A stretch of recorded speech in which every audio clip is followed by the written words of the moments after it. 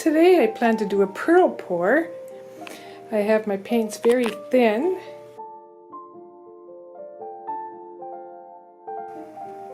Doesn't leave a mound.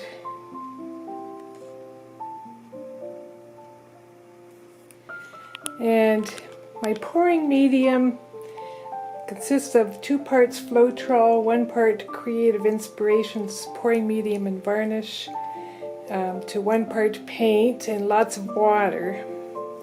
My colors are Amsterdam greenish blue. This is a combination of Amsterdam sap green and Soho green gold. This is Monte Marte turquoise. This is a combination of Artist Loft blue and black. And this is Artist Loft metallic cobalt blue. And then my white in the middle that I'll throw in is an experiment. It's just DecoArt satin enamel with Floetrol and water. I also threw in a little bit of Liquitex metallic or silver metallic medium to see how that would work and to give it a little bit of a silvery tinge to it so it's not stark white. And then my base is a mixture of 2 parts Floetrol, 1 part Vallejo pearl medium, 1 part titanium white, a dash of GAC 800, and lots of water. So I'll put everything in the description box below for you. And I'll be pouring on this 24-inch square gallery wrapped canvas. And I thought I'd try this pouring cup. I've tried in the past but never had any luck because it doesn't pour in separate chambers. They overlap each other. But I thought perhaps with the thinner paints it might work, because in the past I used thick paints and it just went kerplop and it didn't work well. So I'll give this a try. But this only holds about 8 to 10 ounces, so I'm going to probably have to fill it up or else use another cup and do a type of ring pour over my base. Alright, so I'll hope for pearls.